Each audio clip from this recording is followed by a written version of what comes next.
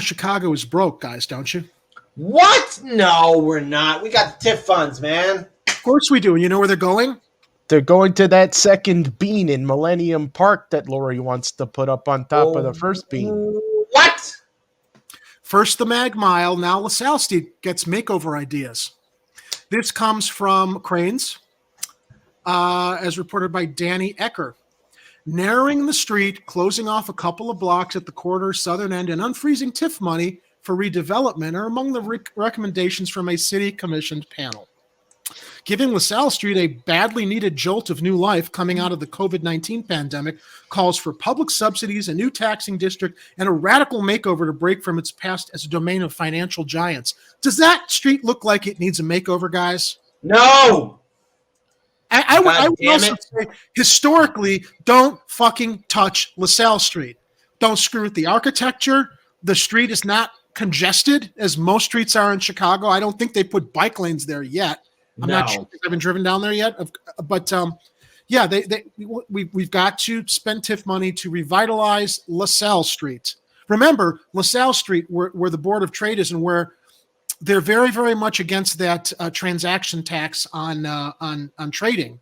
A penny a trade was proposed, I think, by Trusser or another big thinker here in Chicago years ago that would have I guess, if I recall correctly, would have reduced the city's deficit. It was the LaSalle Street transaction tax on trading. A penny per trade. With all the money that's made on LaSalle Street, a penny per trade would wipe out much, if not all, of Chicago's debt. And I think it was Thomas Trusser who reported this. And of course, Mayor Rahm wasn't going to do it, nor is Mayor Lori, but she's going to open up the TIF funds here to revitalize that street. That's the recommendation from a panel convened in recent months. Why don't they fucking pay for it? Are they poor? That's the the people on LaSalle Street, they're all private entrepreneurs, they're all private businessmen. Fucking A. Go ahead and crack open your own wallets. If you want to do it, hey, the city will thank you. But do it yourselves. Don't take the freaking TIF funds. That's the recommendation from a. Geez, I wish I had some of what you're drinking right now, Kit. That's the recommendation from a panel convened in recent months by the Urban Land Institute, which set out to provide guidance to city officials and Loop stakeholders about ways to revitalize the historic but vacancy-ridden thoroughfare. The panel, which will present its findings tonight during a virtual meeting, focused on a stretch of LaSalle between the Chicago River and Jackson Boulevard that was burnished over the past century as the city's financial district, but which big banks and traders are abandoning for newer buildings elsewhere downtown. Why is that our problem? Among the ideas for the corridor's future, narrowing the street. What does narrowing streets do, guys? Congestion. Thank you. And widening sidewalks to create a space for more greenery and places to sit, because, everybody in Chicago wants to go sit on LaSalle Street. No. I mean, we have a river walk, we have a lakefront, but we're going to throw money away to widen the sidewalks on LaSalle Street for green space. I mean, what? 3 or 4 blocks away, you got State Street, which is a more tourist thoroughfare. Space for more greenery and places to sit. Projecting light displays on buildings or spanning multiple blocks. They're building a tribute to the financial district is what this is. They're glorifying our financial titans is what this is about. And more drastic changes to the use of the street, such as closing off 1 or 2 blocks south of Jackson to vehicular traffic to bring in pop-up retailers and street festivals that would draw both locals and tourists. And making it all happen will require investment from both public coffers and property owners. How many properties are vacant in the retail district over on State Street? Why are you worried about bringing retail to LaSalle Street? You've got a lot of vacancy to deal with, and there isn't a there on LaSalle Street anymore. You've got to create a there, said panel chair Mary Ludgen, senior managing director and director of global investment research at Chicago-based real estate investment firm Heitman. You know what this is, guys? This is a bunch of real estate owners on LaSalle Street who are pissed off that the bankers have gone elsewhere. They've got empty vacancies, and now they got to use the city and our money to revitalize the street so that they can get high-priced renters into their buildings. That's what this is about. Well, it's either that, Jerry, or they're going to put a roller coaster in there and call it Wall Street Land. As I look at this picture, LaSalle Street was prominently featured in the Christopher Nolan Batman Dark Knight movies, and you know why. Chicago isn't beyond saving. Give me more time. There are good people here. Because Chicago is as rancidly corrupt as Gotham City. But I was remembering at the end of Batman Begins, that's kind of the angle where the monorail goes into the Board of Trade building, which was in the movie the Wayne Tower. Anyway, back to the article. The ULI panel included local developers, architects, and urban planners, and was tapped for its recommendation by the Chicago Department of Planning and Development and the Chicago Loop Alliance. ULI recently completed a similar exercise to create a new vision for the Magnificent Mile. The task for the LaSalle Street panel was to devise ways to help it become a live, work, play location, and assess what role financial incentives might play in bringing that vision to life, Legend said. At the heart of the problem was the panel's estimate that 30% of the office inventory in LaSalle only 30% is vacant or will soon be as financial behemoths defect for newer buildings. In the two most impactful moves, Skank of America recently vacated its 830,000 square foot office at the 135 South LaSalle Street when it moved to a new namesake tower on Wacker Drive. Well, they're BMO, but I call them BO for Body Odor Harris Bank, is leaving behind its similarly massive footprint at 115 South LaSalle Street for its new eponymous skyscraper next to Union Station. The owners of both LaSalle Street properties are poised to hand over the key to their lenders. After interviewing 70 LaSalle Street stakeholders, including building owners and officials from a variety of city departments, the panel arrived at two big financial suggestions to help speed up the street's renaissance. Wouldn't it be cool if the city were as quick to respond to, officials, residents, business owners from the south and west sides that are hemorrhaging and bleeding in crime-ridden communities where no TIF funds go into to revitalize at all? At all. This is our mayor, this is our city stakeholders' priorities. Mag Mile, LaSalle Street, TIF funds funded by you, me, and everybody else to continue to enrich these LaSalle Street fucks who never wanted to accept a penny per transaction tax to help the city's budget. If you want to keep denying there is a class war in this country, I say you're at worst in denial, at best insane. No, at worst insane, at best in denial. The first was to unfreeze the LaSalle Street Central Tax Increment Financing District, allowing money from that TIF to be spent for its original purpose of reviving a part of the city with severely outmoded buildings. It's a historical district.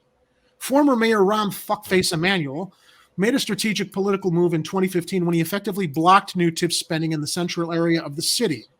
Downtown was thriving during his administration, and the money was to be directed towards helping resolve unfunded pension costs for the city and Chicago public schools. That has continued and thus far under Mayor Lori Lightfoot. But the heart of the loop now finds itself grappling with a lack of vibrancy in the wake of the pandemic. Who gives a shit if LaSalle Street is grappling with a lack of vibrancy? People realize they can work from home. They don't have to waste gas. They don't have to pay for parking to go down to their offices to have people watching over their shoulders to do the work that they accomplish at home for far more affordably. And providing TIF money to help pedestrianize LaSalle Street, add a landscaping, and help reimburse certain redevelopment costs for big, older buildings could help induce real estate investors to bet on the street's future. It's all about the fucking real estate investors. It can make a deal pencil out and cause them to say yes to this opportunity rather than have them play somewhere else. That's what we're playing for, she said. The panel's second financial recommendation, based on a proposed bill in Springfield that would allow the formation of business improvement districts, which apply special taxes on property owners to fund street improvements, programming, or services like security. The concept is similar to the commonly used special service area taxing districts in the city, but with building owners having more say over how properties within the district are accessed for purposes of the special tax. Building owners would also initiate the creation of such districts, whereas proposed SSAs are only blocked when enough property owners oppose them. Bringing new uses to old office buildings will also be key to bringing back LaSalle Street's vibrancy, the panel concluded. with big opportunities in the residential sector as demand for apartments has already surpassed pre-pandemic levels. I have another idea. Why don't we stop all these new buildings? I guess you can't stop them. You can't stop real estate developers from building more buildings. But when you see how much new space is being built all over the loop, and you're moaning about the fact that you've got these vacancies and you don't have anybody to rent to, why are all these other properties going up that remain empty for the most part also? That's what blows me away when I go downtown, seeing all of this new development, either in business sectors or in residential sectors. And I'm like, who can afford to live down here? No one can afford to live in that area. Who's all this housing for? Well, here's who it's for. It's for rich people visiting. What is happening right now is cities all across America, Chicago included, they're being turned into places where the top 1% can live and enjoy all the luxuries while all the poor people are outside in the outskirts of the areas, so that they don't have to worry about anything that might unpleasant their sights. But all the while the city is all focused on building up the rich areas, what are we seeing underneath the bridges? What are we seeing outside in our neighborhoods? We're seeing more tent cities. We're seeing more homes being abandoned. We're seeing apartments being shut down. We're seeing small businesses being shut down. And the city doesn't care. We have politicians that are okay with seeing its people have been living here for generations out in the streets now. This city is basically abandoning its people and investing into rich areas. Now, when I see these condos being built up, I'm thinking, number one, I will never be able to afford to live in those buildings. No one I know in my inner circle will be able to live in those areas. So what it's telling me is this is gentrification still going on. It happened under Mayor Rahm Emanuel, and it's happening under Mayor Lori Lightfoot. And this is evidence for me why she has to go, because why does LaSalle Street need to be invested into? Those private people, those private businessmen, they could crack open their own wallets and do that if they wanted to. They could buy off the city. Let's face it, we legalized bribery in this country. But the TIF funds are not needed. City money isn't needed for this. You know what city money and the TIF funds are needed for?